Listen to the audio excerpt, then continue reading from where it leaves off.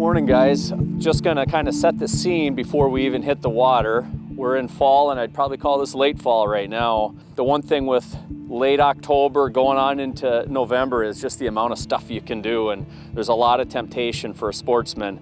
One of the most productive types of fishing you can do this time of year, far and away, after doing it for years and years, is pan fishing, particularly crappie. And if you're on natural lakes in the Great Lakes region, they leave the shallows once the weeds start dying. Could be as early as the second or third week of September, but definitely by like MEA weekend, they drop down into basins. So I'm gonna take you through my basin program for number one, finding panfish, and we'll go through how to use all the different types of sonar technology available. And I hope that the content is relevant to you regardless of what fish finder you have or what boat you have. And as I said, I would probably put it right up there with the best time of the year for panfish, because in the springtime, things are fickle, you know, either they're up or they're not up. But right now, finding the fish is probably the most predictable that it is at any point in the year. So let's put the boat in and go hunting for crappie.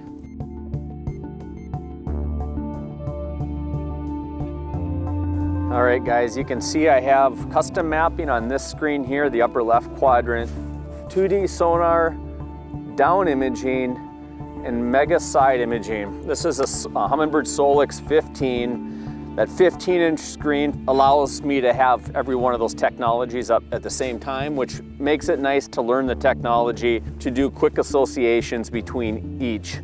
I know what a fish looks like on 2D sonar, so then it's easy for me to look at down imaging and understand what a fish looks like. Same thing with side imaging. So if you have a fish finder that just happens to have one of these technologies, you're in great shape. You can easily do what we're gonna go do.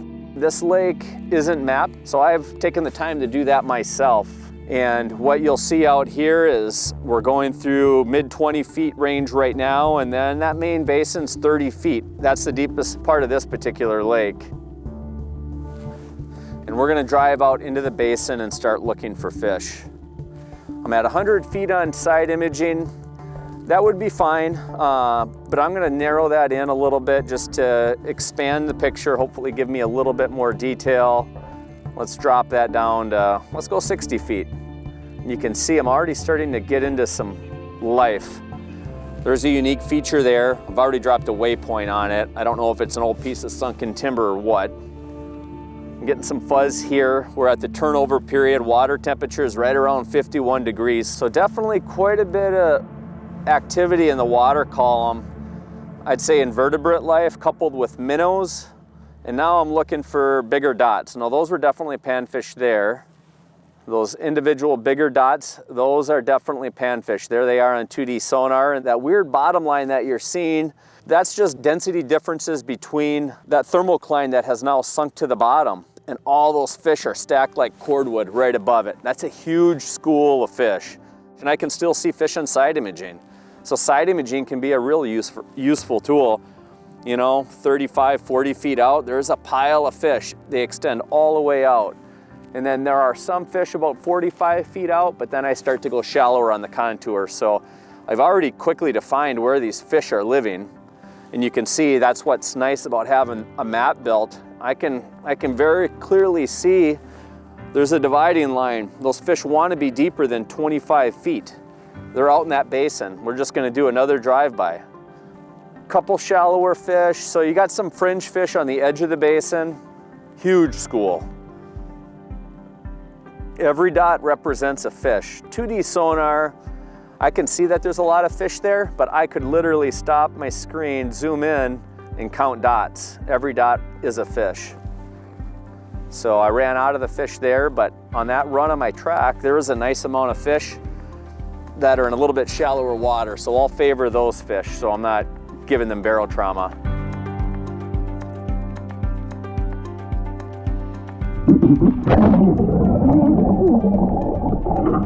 One of the core functions of live for me in these basin scenarios is to lead my boat to the fish so I can essentially ice fish them.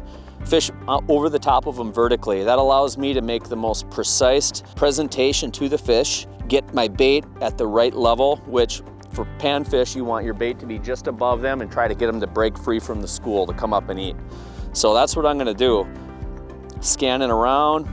Okay, let's see. 30 feet out, draw a line off the tip of my trolling motor, roughly 25 feet. I mean, I could make a cast there right now, but I'm just gonna take a moment and position the boat over the top of those fish. So we're coming up on those fish.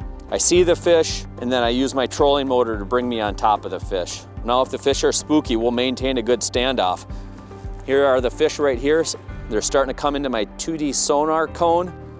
The 2D sonar cone, kind of like a flashlight, your diameter is roughly 1/3 of your depth. So you have a pretty good area. You can see there they are below me, there they are. Those are certainly catchable fish.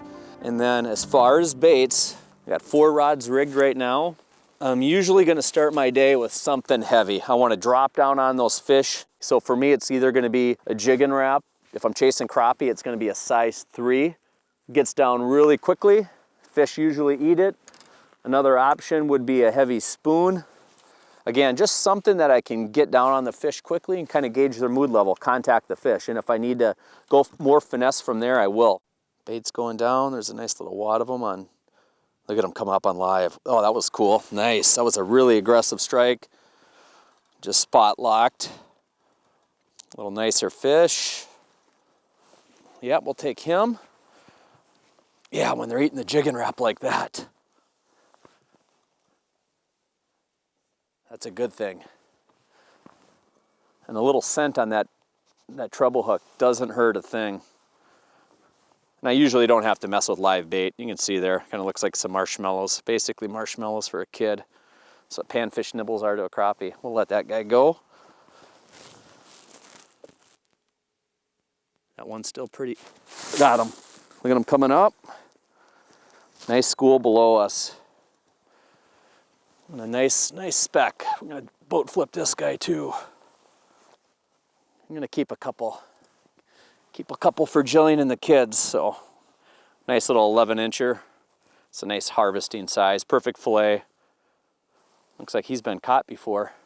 You can see that little lip tear there. Or running with a pike. We're coming up on a mother load. Just slowly crawling up with the trolling motor, nice and easy. Pretty cool, I can see my swivel end bait. I'm just running a 6-pound braid to a little section of 4-pound fluorocarbon leader, and I got a barrel swivel in line there just to manage line twist a little bit.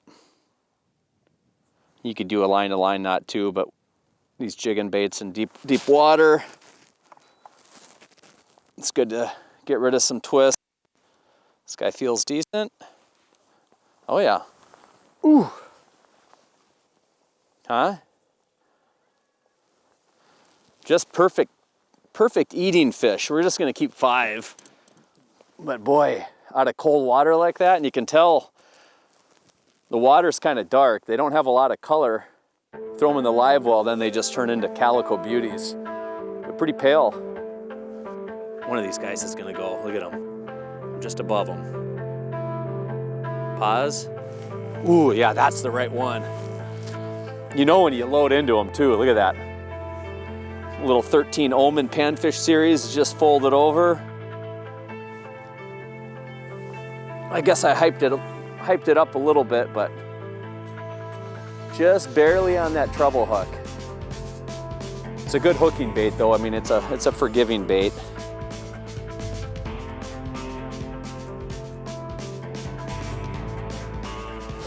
Bit. Little guy. Still fun on light tackle. It's got this sweet little ultralight. So it is kind of fun downsizing to panfish gear and actually really enjoying the fight out of them. And you do want some sensitivity for this. A lot of your bites are little lift bites where you don't feel anything. I don't even really know what to say. Spaghetti, Christmas trees, whatever you want to call it. There's hundreds of fish out in front of the boat right now. So just for the sake of demonstration, I want to see what a down view mode looks like. And that's going to basically turn that transducer so it's looking straight down, and it's going to spread that beam out. In a scenario where you might use that is if I had another person up here and we were on a big school of fish and we both wanted to video game that same school. It makes it a little easier to just kind of keep our baits within the field of view for the video gaming. It's just a lot of fun and you get to see how the fish move on the bait. But since we're on that big school right now, that's a good time to go ahead and make that shift. And with Mega Live, all I need to do is pivot this transducer. So there's some tick marks on this side to help you indicate which mode you're in. So that's gonna be our down view mode. Makes sense, looking straight down. And then I'm just gonna hop into my menu and we're just gonna change the mode. So Mega Live mode, check, down, check. And here it gives me a nice little image of the different modes. So we have down mode, forward mode, and a landscape mode. And there's all those fish laid out below us. I'm looking about 30 feet out. So there's a lot of fish. Let's drop down and see what it looks like. Down I go. Oh, here they come. It's gonna happen. Ooh. Nice. Scrappy one. Kyle's getting ready to catch one. He's getting quite eager to go catch one of these guys. This is a good time. They're eating it. I mean, it's fun watching those fish rise up so quickly. You can kind of gauge their mood by how quickly they're moving on the bait. And, you know, 2D sonar, you can kind of determine that, but it's crazy with live. You get so much more information about their behavior. You just learn a lot about fish and you make good adjustments.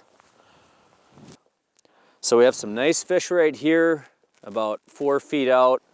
And with this mode, I'm just gonna drop straight down below that transducer. You can see I'm gonna interact with these fish that I was just pointing out. Nice size fish, don't have any bait. Let's see if I can get them to bite. That might be a pike. That's a big mark there. Look, that could be 2 pike.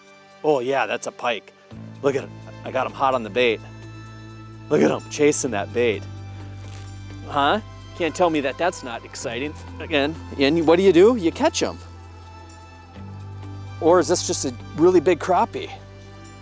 Yeah, this is a really nice crappie. Whoa, that's the right one. High riding fish, usually the biggest and most aggressive. That's our nicest fish of the day. Not a true giant, but I kind of like gauging, you know, what a trophy is based on the lake I'm fishing. So on this lake, this particular lake, hey, that's a beautiful crappie. Take him all day long. Boy, look at the big eyes. Very efficient sight feeders.